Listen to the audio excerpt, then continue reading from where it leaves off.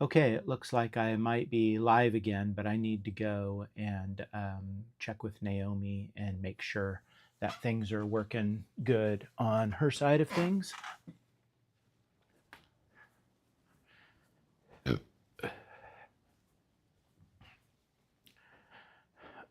Oh, okay, so go back to my channel.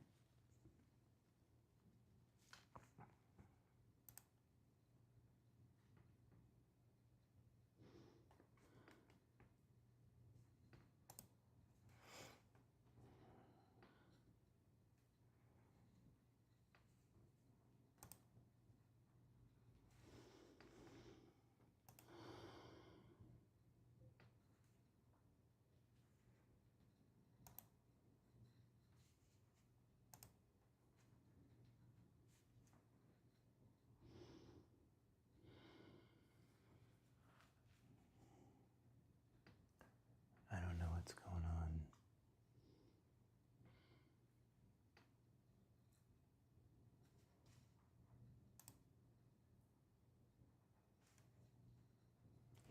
I am live. See how it says I'm live? Okay, well, maybe. There we go. Okay. Okay.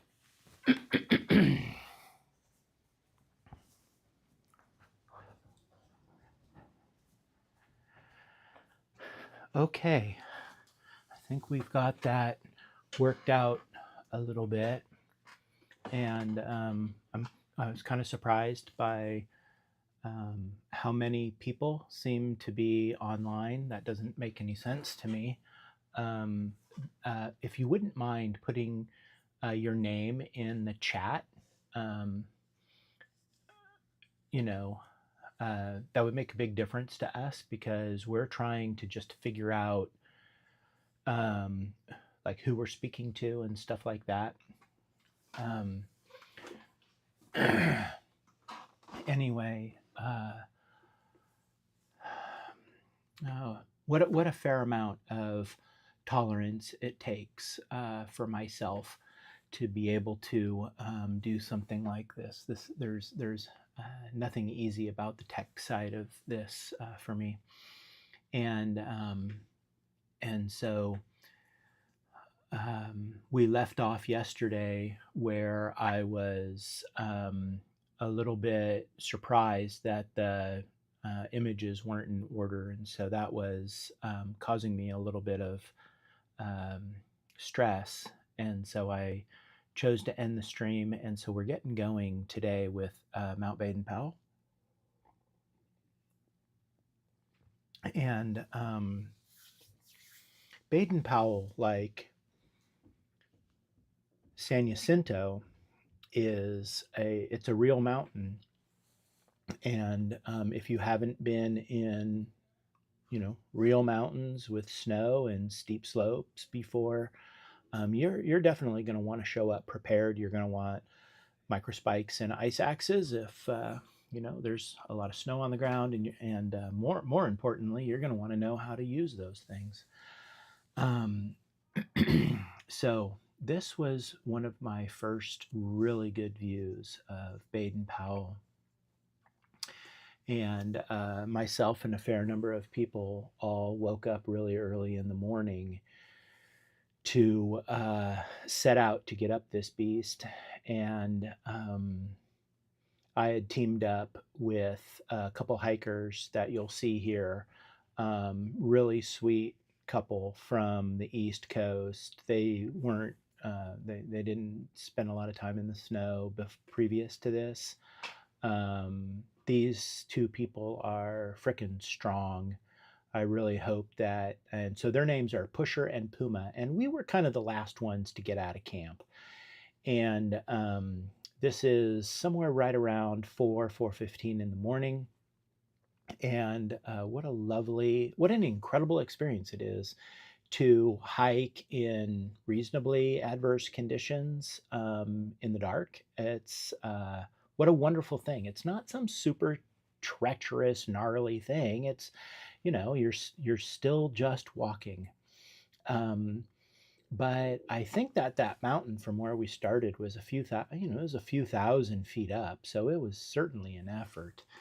and Pusher and Puma. I don't know their real names. There's so many people on trail that I never knew their real name. We just everybody just called each other our trail names, which is a silly thing that the community does. But I had plenty of time to reflect on trail names, and they run, uh, from the ridiculous, like this one girl, like Dookie Foot, because she apparently, went to the bathroom on her foot accidentally, and her trail family kind of like noticed that she had done that before she had done that. And, all the way to, pretty cool names, and everywhere in between. And a lot of them are really, really descriptive of the human being. And so, anyway, these two folk, Pusher and Puma, I hooked up with them for the hike up Baden Powell. We were a really nice, solid team together. They're such strong hikers, even though they maybe hadn't done something like that really very much. They're solid, and I'm a good person to hang out with if conditions are a little bit adverse and you're a little bit above your head. But I'm a really super safety conscious in the outdoors. And so that was the sunrise. And so this is Pusher and Puma. And just this is like, we're probably like 4 hours into our hike up when this photo was taken. And this is steep terrain. This is greater than 40 degrees, 45 degrees of a slope. It's the kind of 10, 15 steps, huffing and puffing and stopping. So it's pretty slow going, but beautiful.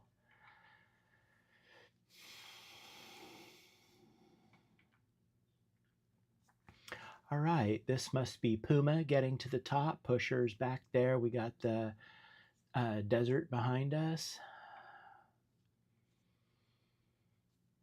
I always giggle at myself of like how serious I look in all of my photographs when I'm taking a selfie, because I literally don't take selfies. And so I was like having to learn how to do it. So I'm like using a mobile phone in a way that I don't use a mobile phone, and I'm taking selfies because I want a little bit of a record of what it is that I'm doing. And so um, I made some Facebook posts with me and some selfies, and I'm always looking so serious. And I would get comments of like people like my buddy Brian from high school. I haven't seen him since high school. He's like, it doesn't look like you're having a very good time.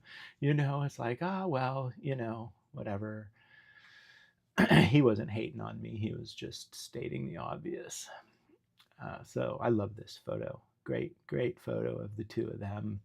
They through hiked the AT a year or 3 years, whatever it was, before they came and did this. And good folk. Here I am on the top of Baden Powell. And then this must be us descending it. Like this view right here where you've got, like seriously dead trees, and you've got just an absolute ocean of clouds. That is a very common viewpoint, surprisingly, because it's so spectacular. It's such a spectacular view. And so that happens not every day, but, 1 out of 10 days. All right, that's mile 400. And the shoes that I'm wearing are Topo Mountain Racer 3s. I would highly recommend people to take a look at them if they fit your foot okay and whatever. At least check them out. I had a couple hundred miles on these when I started the trail, and I got all the way to mile 700 with them. So I had 900 miles on them by the time I put them in the trash, and they looked really good, but they were crushed out. And a lot of times people were getting 300, 400 miles out of a pair of shoes. But it seems like the Topo Mountain Racer 3s, you get a lot of mileage out of them. Other models of Topos don't seem to hold up that well, but these shoes are bomber.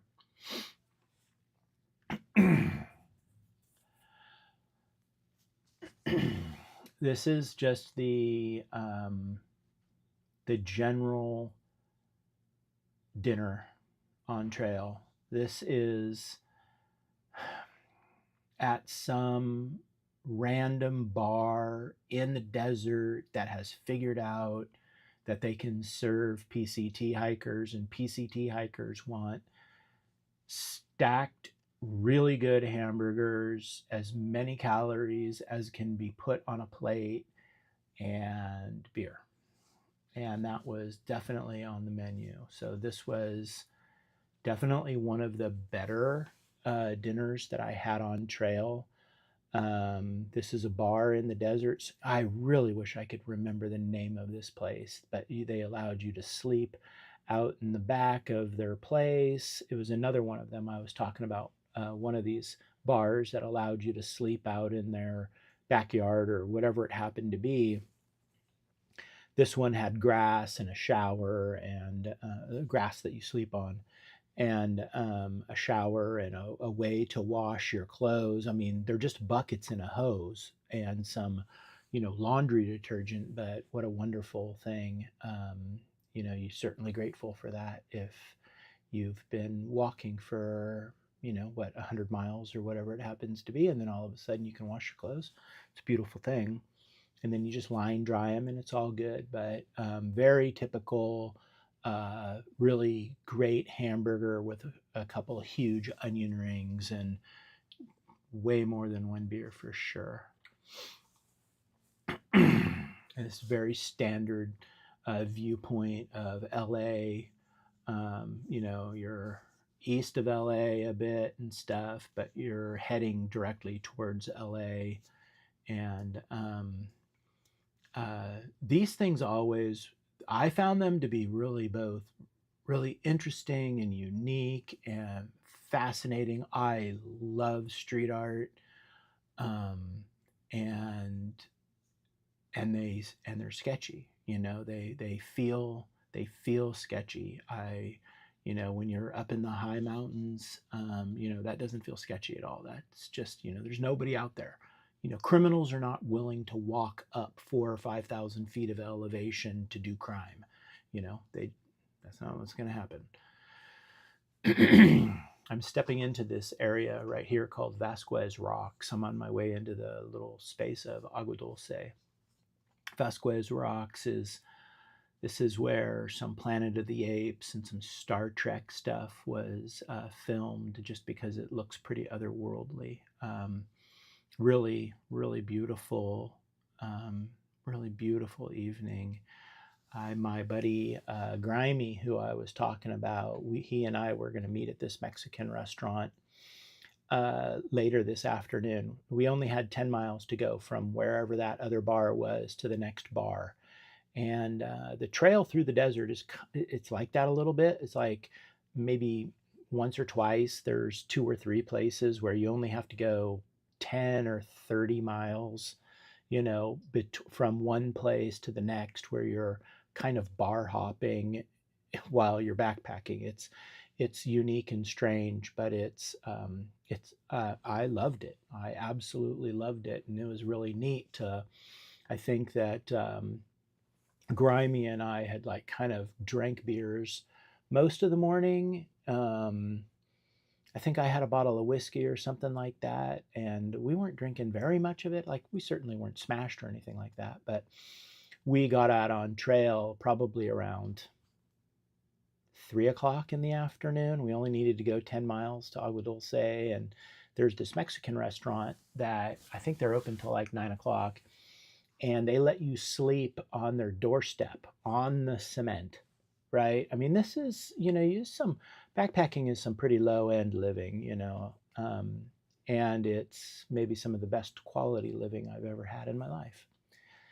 So it's really interesting because what are you going to do? You're going to sleep on the doorstep on the cement sidewalk of a Mexican restaurant in the desert somewhere, and it was great. It was completely great, and so we'll get there in a minute. But this is Vasquez Rocks, and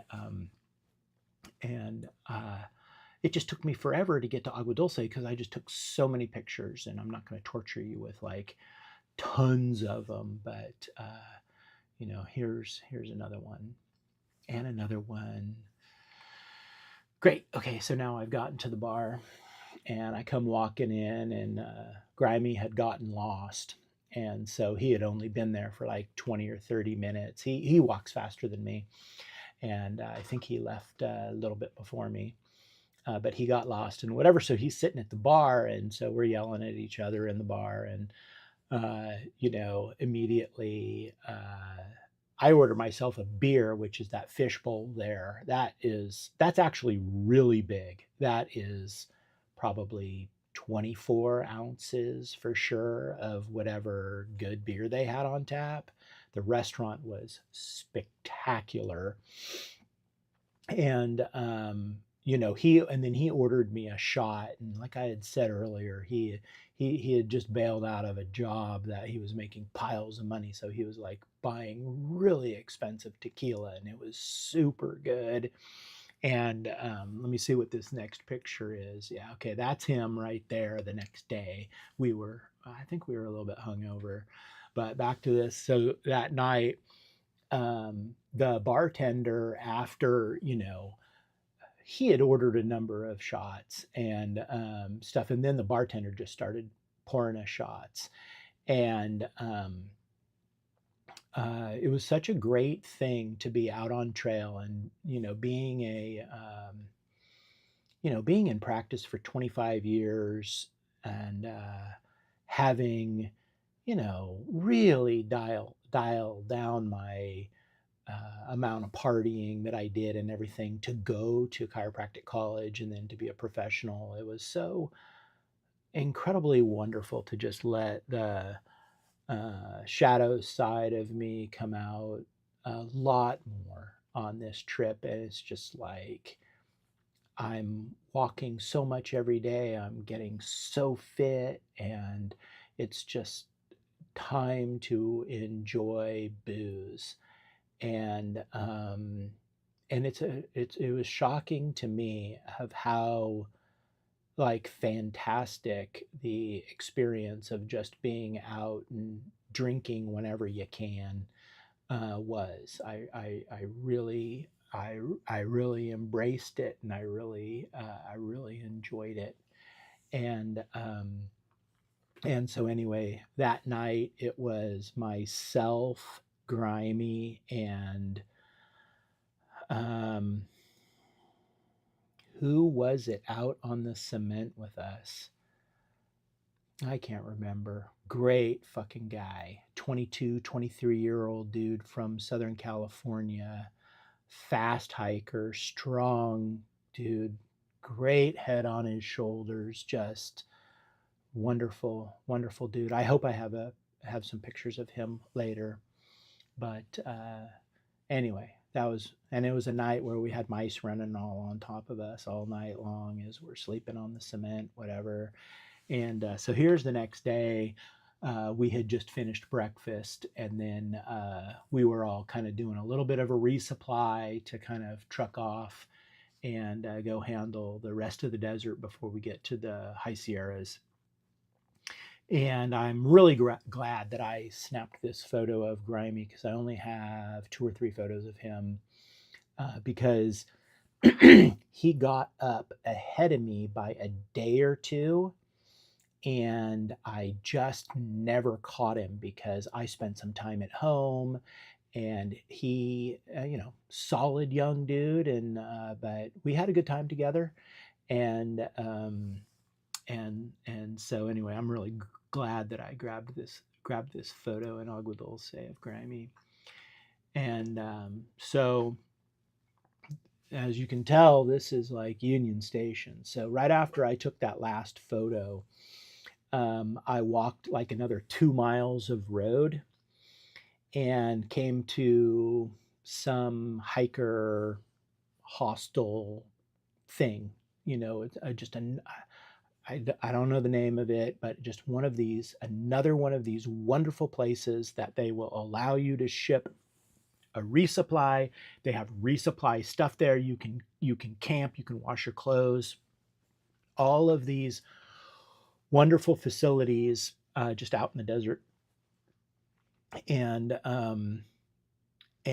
I had bumped into these two dudes. I had met them in Agua Dulce for the first time like 2 days before. And I come walking up and they're like, "Oh, hey man, how's it going?" And I'm like, "Oh, totally good." I've only walked like 2.5 miles. I've got my resupply with me. And they're like, "Hey, we're going to go to LA for a number of days because, you know, there's no hurry to get to the high Sierras, and we're just going to kill some time because we're moving faster and faster. And like, hey, you want to join us?" And I like, "Well, when are you leaving?" And they're like, "Oh, we're leaving in like 45 minutes." And I thought about it for a second, and I'm like, "Yeah, yeah, yeah, why not?" You know? And so we found ourselves on a bus, and these two guys have all their shit figured out. So this is Hammer Hikes on YouTube and Lil Chap on YouTube.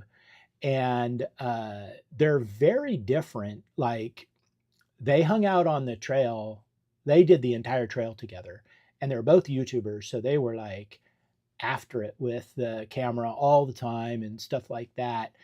But personalities way they're both really different, and both in great ways, great guys. And so anyway, we end up in LA. And man, it had been a long time since I had been to like the heart of LA, and I'm not going to miss that. So we just hit the town and had a really good time. So that's Lil Chap on and uh, Hammer, who now goes by Hollywood. I think he had such an epically good experience in Hollywood. He bought an "I Love Hollywood" shirt and threw it on. I don't think he'd ever been to LA. I mean, I'd only been there once in my life. Um, but that guy with the long red hair, he went from being Hammer to being known as Hollywood on trail. And I think Hollywood's a better trail name. I think it fits his style a little bit better.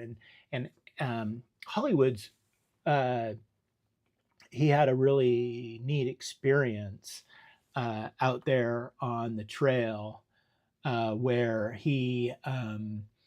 where I think that he decided that he wanted to become a barber. And he was talking with me about it, and I'm inspirational. I get people stoked on living the life that they would love to live. And like, how about you just be you? There's nothing broken about you. How about you live your dream? And how about you start now? Right? I'm kind of that guy. And I got a lot of experience of being really successful with that stuff. And so it kind of works for me, and I'm a little bit infectious and those kinds of things. And Homeboy had freaking like shears and like a razor and stuff, and he was like learning to cut people's hair out on trail within another few 100 miles. He was carrying a whole like beginner barber kit, or maybe it was some super advanced barber kit. I freaking don't know. And I kept wanting to get my hair cut by him, but our timing never matched up because whenever we would run into each other, it was inappropriate or whatever the situation is. And but I noticed on Facebook since I got home from trail that he actually went to barber college. I mean, like he got on this like right away after he finished the trail. He went straight to barber college, got himself his barber thing. He's set up his shop, and his name is Jake Wise, and I think he's in Pennsylvania. and I think his shop is called Wise Barber, something along those lines. So look him up, and yeah, whatever. Stupid. He's great. And so anyway, we were down in LA, and it was funny because they did all this work to find this like really, cost effective hotel, not a cheap hotel in LA because nobody wants to get shot, but we're like right in the heart of LA. And they found a room that was like $180 a night. And it had a king size bed and everything. And so we're like, yeah, yeah, we'll just split that for like 3 nights. And we understood why once we walked in. It was literally 7.5 feet wide by, I think, 14 feet long. I think those are the numbers. The king size bed barely fit in there. It was a super cool hotel, but 3 dudes in that room. It was so small, but we made the best of it. Like none of us cared. And so anyway, we went to the next night. We went out to watch Shane Gillis, a comedian at the Staples Center, and we were buying. I think the beers were $20. I think I bought a single 19-ounce IPA by Lagunitas for $20 or $22, and it wasn't any better than when I buy them for $4. So, but the show was great. We had a great time, and we hit the Hollywood Boulevard. What did we do? We just did the super touristy stuff, but because we could walk so many miles, like we could just walk and walk and walk and walk. So we enjoyed the whole Hollywood Boulevard thing for a while, and I grew up kind of in some hardcore scenes in San Francisco, and so I have a real special place internally for uh, the underground and for city life. So I just had an absolutely wonderful time, and got to go to Amoeba. I used to shop at Amoeba in San Francisco all the time, and so it was really great to see that Amoeba place. And yeah, so we hit the Sunset Strip, and I got to get some photos, but then we, hit a bar, and this is out on the Sunset Strip after we had been into Berkeley for Berkeley, Beverly Hills. Very different, right? And so then we hit up this little bar, and it was really sweet. And then we found ourselves out on Santa Monica Boulevard. Um, and that was really great. So we got there. I took this photograph probably 5 minutes after the Uber dropped us off. We did all of Hollywood Boulevard. We walked the entire thing of where all the stars are and all that kind of stuff. Saw the Sunset Strip, walked through um, uh, Beverly Hills a little bit, and then came out to Santa Monica Pier all in one day. And so these are some photos of that evening. And this is Hollywood's first time in the Pacific Ocean. Lil Chap had been to the Pacific before, and so I love these. I love these photos. You know, great, good times. And then the next evening, I got to hang out with my niece Kaylee and her fiance Brady for the evening, and because they live like one little suburban LA thing over from where I was staying, and so it was a really easy hangout. And they're getting married here in the middle of August of 2025. Got myself back out on trail, and I came across this. There was some ranch that I could see way off in the distance in this train of horses or mules or a combination, came walking up, and it's just so incredibly picturesque. This is the valley that the ranch was in. It was hundreds of acres. Let's say it was a 400-acre ranch in a valley. It was over the top beautiful. And so here I am, just working my way from Agua Dulce. After my LA trip, I'm just working my way north up to Kennedy Meadows South, KMS. It's at mile 700. It's effectively the start of the Sierra section. And so Kennedy Meadows is this thing that everybody's like really looking forward to.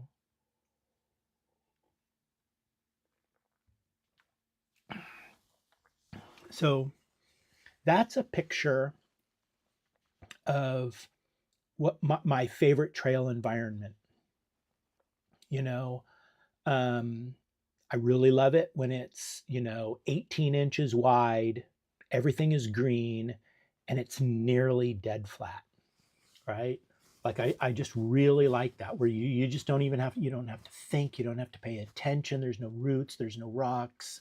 It's not steep up or down, and you just stroll along in God's painting. It's really special. This is just some miner's lettuce that I was snacking on for lunch or whatever it happens to be. This is a coulter pine. That thing is about a foot tall and about 8 or 9 inches wide. And I set it up and took a picture of it because I thought it would look good, and it does. Here I am at mile 500. It had been a week and a half or whatever, and I'm like getting water out of some cistern, and Chap in Hollywood showed up that night, that afternoon.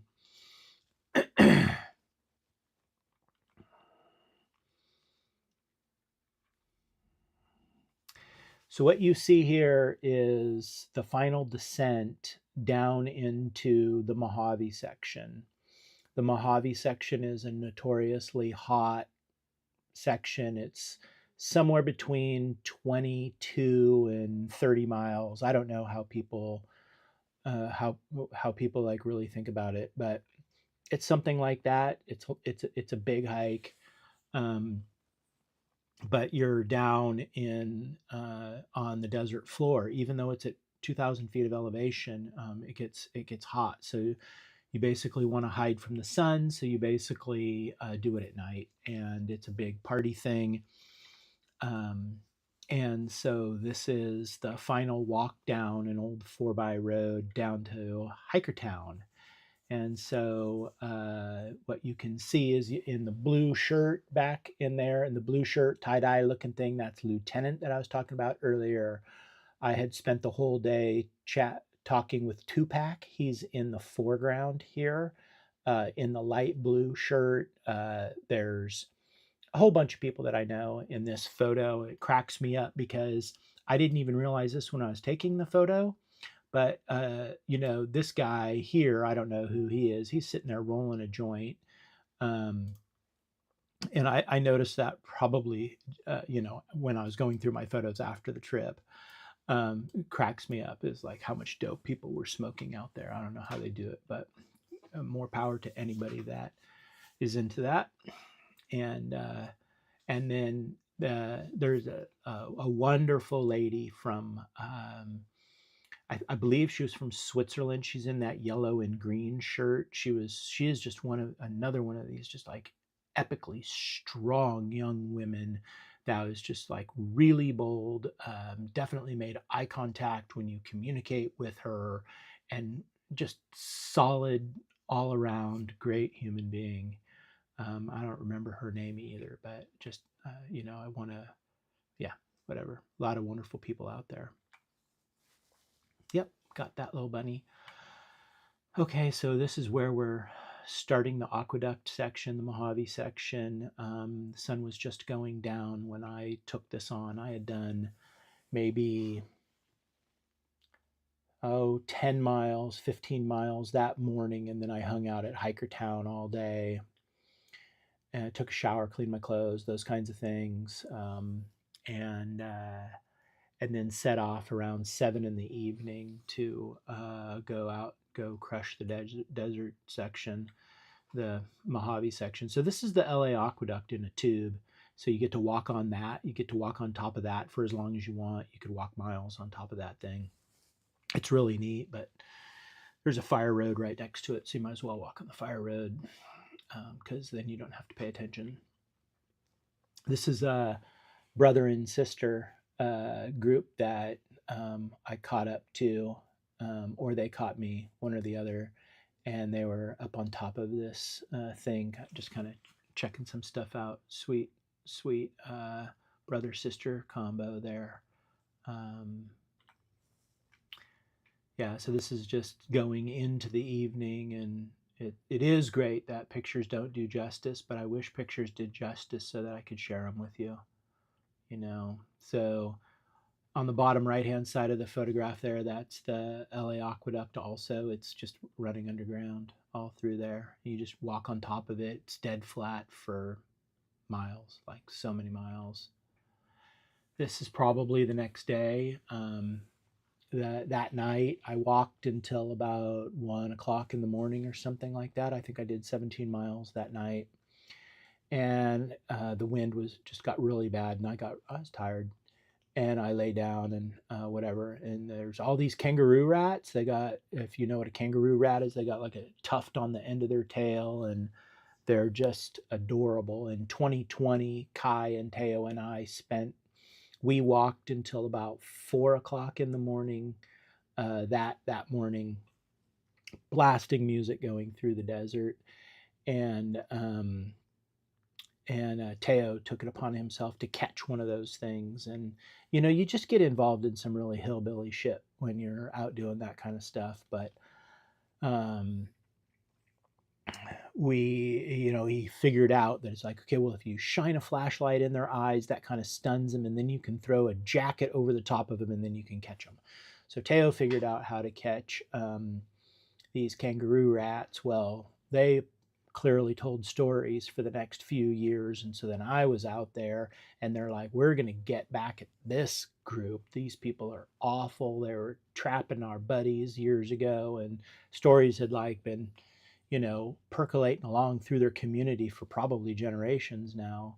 And so they got back at me. I bedded down, hid under a bush somewhere, and just tried to go to sleep. And they ate the straps on my hiking poles. They nibbled them to nothing. And so that was a pretty funny thing. When I woke up in the morning, I probably started walking at 6 in the morning or whatever, noticed that they had just chowed down on my, because they're after the salt, right? So they're starving for salt. And so they chowed down on my straps of my poles, and I didn't have straps on my poles until, I don't know, Oregon or something like that, by the time Lecky was able to get me some replacement straps. Anyway, these little horny toads, whatever lizard they are really docile. They're very easy to catch. They're really sweet, if something like that can be said. But in 2020, I saw hundreds of them, and on my PCT this time, I only saw like maybe 50 of them.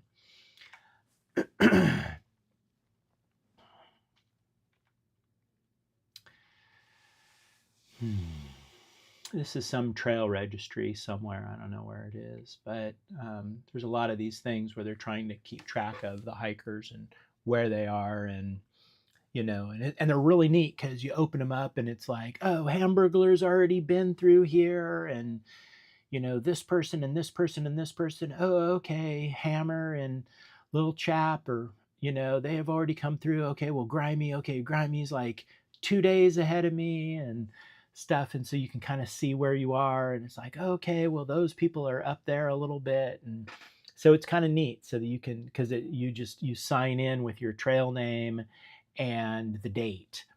And I wish it was tradition to put a time in, you know, um, you know, May 15th at, 12:04 or whatever it happens to be, because we all know what time it is because we all have mobile phones with us. But then it's like, okay, well, were they there in the morning? Were they in the afternoon? There's a bunch of guesswork and stuff. But those trail registries are great, and people leave all kinds of gifts inside of those trail registries. Like you can pull out Tootsie Rolls out of those things. People leave joints inside of them. People leave um, tangerines and grapes and whatever. So there's all kinds of like snacks or whatever sometimes in them. So the trail registries were so, kind of stupid, but they were great.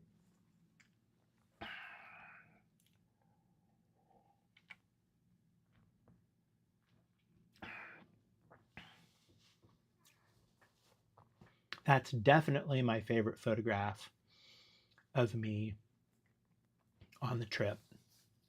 That's definitely my favorite one. That's before I lost my flashlight. That silver thing in my pocket there, that's my flashlight. I lost my flashlight. That was my favorite lizard on the trip. Those lizards, I don't know the name of them or nothing like that, but they're really long, they're really fast, they're big, and they've got all these spots on them. They're, you would not want to be a cricket with that thing after you. Oh, the things people do on the PCT they're so incredibly special. I believe that this is at mile 549, and you're in the middle of nowhere. I had been out for days. Um, Water is very sparse and whatever, and then you just come walking along the trail, and then there's sunshade, there's multiple boxes full of fruit and donuts and other snacks. There's chairs to sit on, there's a table to put shit on, and there's just copious amounts of water to fill up. I mean, the effort that people go through to go out into the middle of the desert and then like keep something like this up and running, that is just, and there's like a donation box, but they're not doing it for the donations. They're doing it because they care. And this is one of the things that's like so beautiful about humanity, is that people find these niches of how to give, and it feeds our soul to give and serve in some way. And it doesn't seem to matter how you do it. I don't think the angels judge like how you serve. If you have children and you love your children, you're taking care of your children, you plant a garden, you're a surgeon. There's no hierarchy with that stuff. I don't think that matters. You tend an orchard, whatever it is. How are you contributing? How are you making a difference to the world? And so when you see an expression of generosity, I was probably, I don't know, 10 miles, 16 miles into my day when I stepped across this. I come into this, and I had been there 4 years earlier, so I kind of knew that it exists, right? I didn't know if it still exists or not, or if it's going to have any supplies. The supplies in 2024 were way better than they were in 2020. But and then you look at it and it's like, it's pretty dilapidated, really, right? Rusted out chairs and stuff. But a rusted out chair beats a rock every day of the week, right? You know? And so, anyway, super grateful. Mile 549. There we go. So, thanks to the Trail Angels. This is another one of those patches of just thousands of those little purple and white flowers. They're just my favorite. Look at that. Look how insane that is. That went on for hundreds and hundreds of yards. Oh my gosh, this is right where I meet Tarzan. Yeah, I'm going to meet Tarzan here in the next very short amount of time. Tarzan's a New Zealander. Great guy. He's a EMT paramedic guy, and we spent a lot of time together. Yeah. This is where we first started seeing Joshua trees. See, I take pictures of like my favorite sections of trail, right? Where they're like dead flat, no roots and rocks and green, and I like that stuff. 600 miles, 600. And so I got 100 miles to go to get myself to Kennedy Meadows South, where at Kennedy Meadows South, I'm meeting my two boys, Kai and Teo. They're going to do the High Sierras with me. They're bringing their buddy Toshi. Toshi is never been backpacking before, and he's getting ready to come out on a trip and step right into hardcore wilderness of the likes he had never experienced in his life. Kai and Teo definitely know what they're doing, and they did a great job of outfitting this kid for their trip for the trip into the High Sierras. So I got 100 miles to go from here. I don't know how many pictures of these flowers I took. This is one of these fantastic water supply places where you're just filling up your water. It's just some old pipe shoved into a spring somewhere, and the water that's coming out is crystal clear and fantastic. Everybody filters their, you know, um, I got a little bit of flack because I didn't do a lot of filtering of my water. I filtered my water out of cisterns. I would have filtered this water for sure. Um, but I've spent so much time in the outdoors, and I've drank so much water from the outdoors kayaking that it's just like, the water's fine. You can tell when it's not fine, And so, yeah, just beautiful. You know, that's millions of wildflowers. That's millions of wildflowers that you're looking at there, In 2020, we probably saw on average, 2 or 3 rattlesnakes a day. And in 2024, I probably saw one every other day. So I didn't really see very many of them. I probably saw 40 rattlesnakes on the entire trip from Mexico to Canada. I saw a fair number of them in Washington, which really surprised me. Oregon too, so, but the population of rattlesnakes from my experience definitely dropped down. Yeah, so just beautiful, beautiful California desert.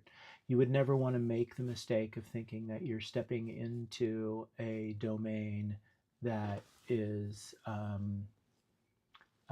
always hot and always dry. People experience a lot of very low temperatures and a lot of precipitation down in the California desert. It's not what we make up in our heads about what a desert's like, for sure. And it does get very hot, and it's a long way between water sources sometimes. So it's a really serious section. It's a great section of trail. This is probably I don't know what mile it is, somewhere between 600 and 700. This is the kind of stuff that people do out there. Each of those are 5-gallon water jugs. You've got plastic boxes, waterproof plastic boxes full of power chargers. There's like 30 or 40 power chargers in each of those cases. And there's 2 cases full of them, and they were all fully charged. And then there's a whole box of books, there's boxes of first aid. It's like, and this is so in the middle of nowhere. Like, you've been walking through nowhere 4 days, and then you come across something like this. The effort that it would take to come the dozens of miles out some dusty dirt road to where that dusty dirt road crosses the PCT and set shit like this up. this is of epic effort, so kudos to the trail angels. You guys make our lives possible. Next morning, real early, we had our last really big climb before Kennedy Meadows South, and this was where I realized that it didn't matter how steep it got, that I just couldn't make my body tired. I was just, you know, I think this is a 3 or 4 thousand foot climb, and I had it done in just a few hours. And these are some of these shocking experiences, God, that I hope for everybody, that you know you're out doing something in your life, and it's just like it's a lot of physical effort, man. You off the couch go and do this walk with, I probably had 15 pounds on my back, so people travel light out here, but 15 pounds is 15 pounds. And uh you're just cruising along, and you just don't get tired, and it's just uphill, and you just don't it doesn't matter, right? It's an incredible experience. It's one of my deepest hopes for everybody that I take care of professionally, is that they feel themselves at peak of fitness. That is it's insane. It's an incredible experience. This is up towards the top. Yeah. Yeah. Okay. So I'm on the back side of it, and I came across this cabin. Kai and Teo and I stayed here in 2020. Now, we didn't stay inside it because it was so dilapidated and rat infested. We we camped about 50 yards away from this little shack.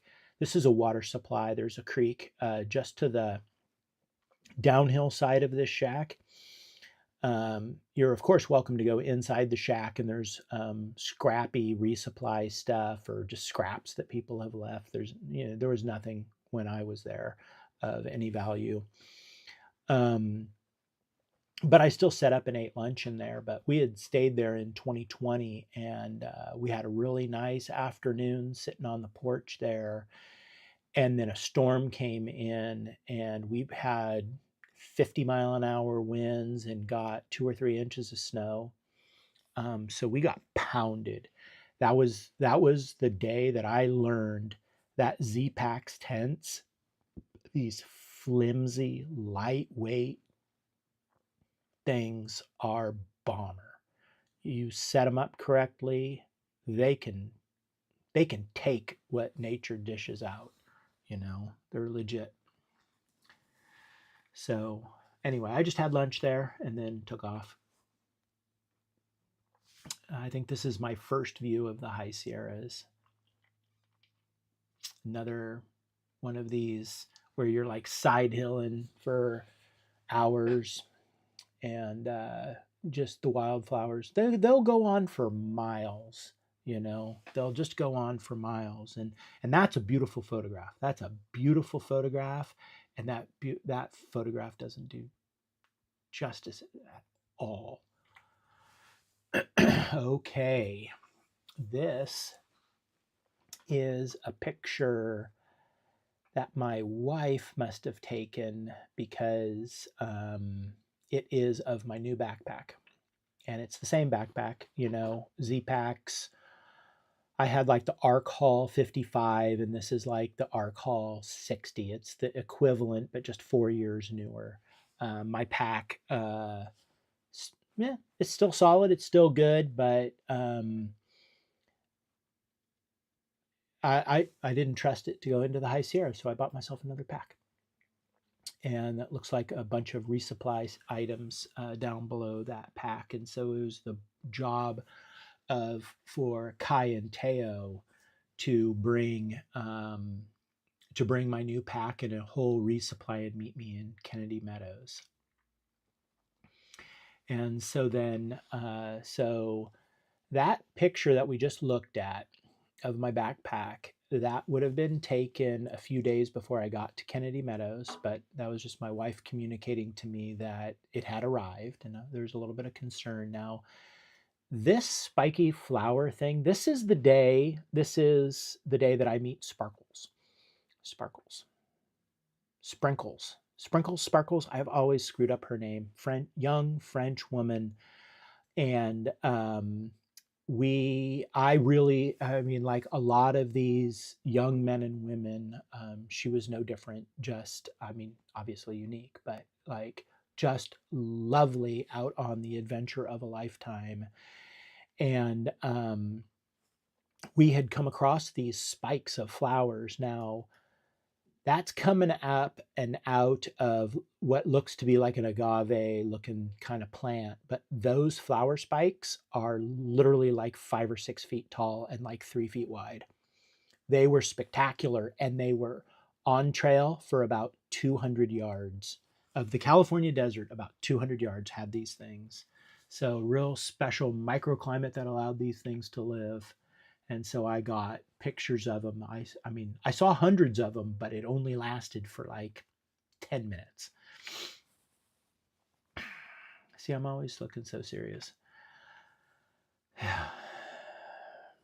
Okay, so this is them making bacon at home, getting ready to ship the boys off with their buddy and all the resupply to go up into the high Sierras. This is just cooked bacon that is then vacuum packed. It's an incredible, it's a fantastic breakfast.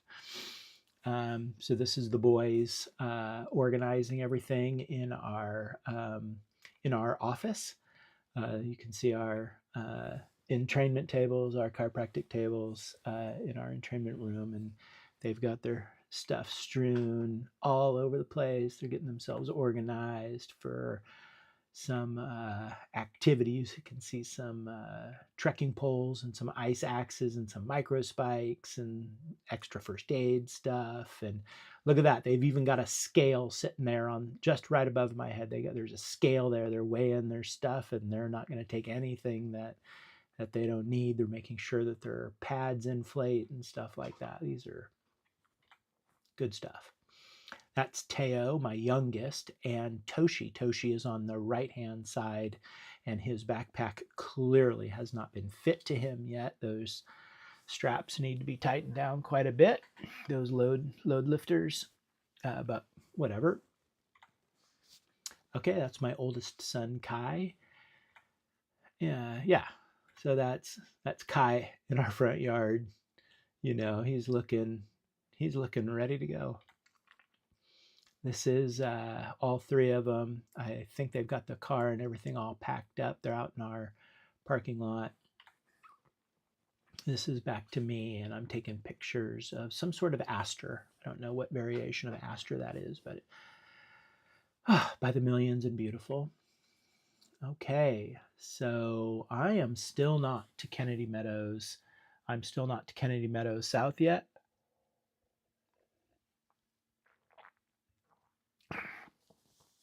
But this is the first ridge that I saw in at the doorstep to the high Sierras, because that rock outcropping, that looks like high Sierras to me.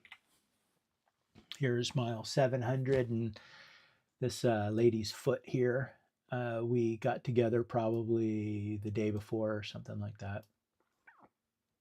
Another one of these strong, young, fantastic people out on trail. We had a really good time together, chatting about things. And my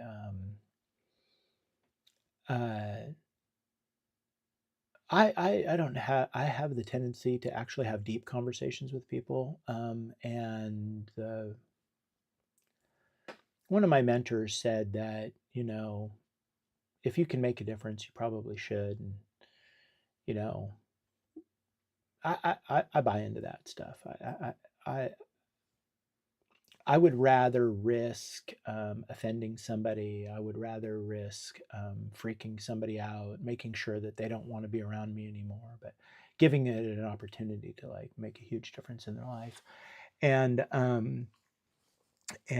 so I spent the night before with Sparkles and this young lady. I can't remember her name. We were sitting next to a creek, and it takes people a little bit. And the young women that are solo out on trail, they should be wary of frickin' dudes and stuff. But it takes them, a day or three, whatever, to totally get it that I'm super harmless and I'm just, you know, um, an insightful, philosophically deep person that's interested in having real conversations. And so I ended up in some amazing conversations. And I remember chatting with this lady, and she, because in this time, uh, she's some Euro. I don't remember what country she was from, maybe Denmark or whatever. And all the women like have the tendency to just be kind of like wondering where the solid, strong young men are. And a lot of the young men at this age, they're kind of um, not showing up as masculine as they certainly could because of just the way culture is. And the conversations with these young women, it always turned into, yes, I want a knight in shining armor. Yes, I want a, a strong man. Yes, that's what I want, but I don't understand why. It's just like they just don't exist anymore. And so we ended up in these really beautiful conversations. And so that's what I really remember about this lady. I've got a photograph of her here, and a number of them in the next few slides as we go these last couple miles into Grumpy Bears, which is a main resupply spot at Kennedy Meadow South, where I'm going to be waiting for Kai and Teo and Toshi to show up. So this is her at the Kennedy Meadows sign. We're about a mile walk on a asphalt road into Grumpy Bears. This is me at the same sign. This is her walking into, this is the general store. So this is not Grumpy Bears.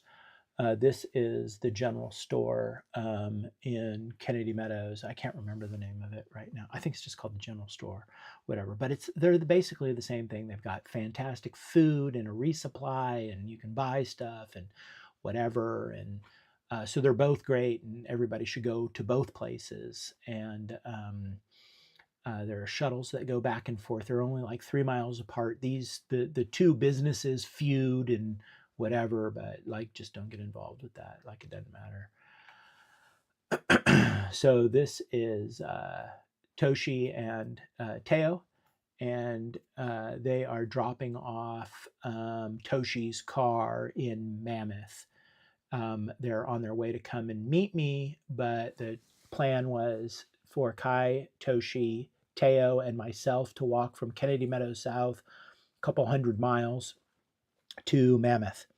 And then they would hop in Toshi's car, drive back to Kennedy Meadows, pick up Kai's car, that Volvo, and then they would all go home, and I would go off on my merry way. But they would get to do the High Sierras with me. Okay, so this is us at Grumpy Bears. Wonderful. This is the other place. They're the same thing, basically. This is that same gal that I was hiking with. I really wish I could remember her name, but she's got the right sized beer in her hand, and so did everybody else.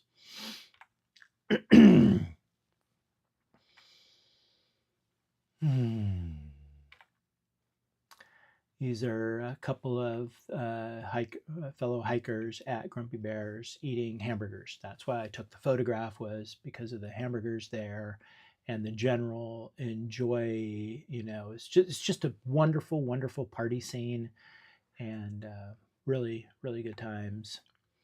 My dear friends, um, Melissa and John Brozek sent me a couple $100 bottle of whiskey. They sent that with the kids. So I opened it up. This is probably, I woke up at like 4 in the morning, 4:30 in the morning. And well, I was just going to watch the sunrise, you know. So we're camping at Grumpy Bears. And so I've got my two boys,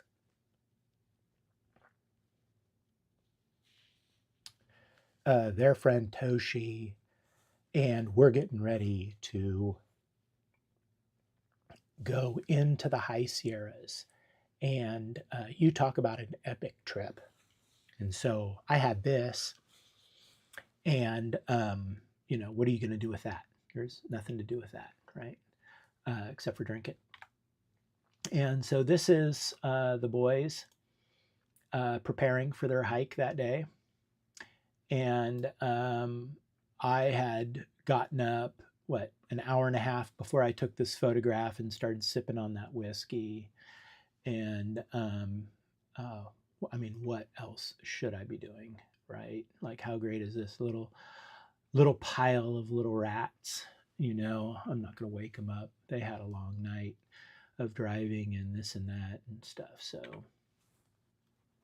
this is me saying goodbye to my Topo Mountain Racer 3s, my first pair.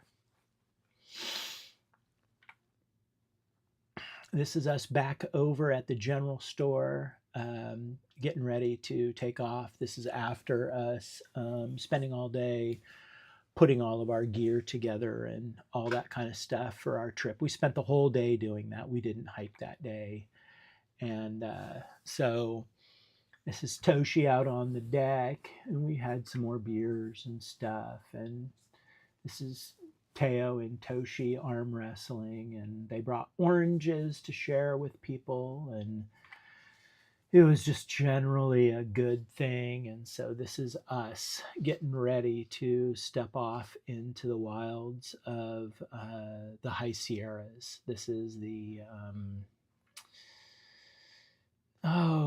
this is the like sign-in box right at the high Sierras. And so I should call it good for today, because I should do the high Sierras all in one go, because that is going to be epically good. So if anybody is on here or whatever, thanks for joining me, and we'll see you. I will do the next one on Tuesday, starting at 9:30 in the morning, Tuesday, California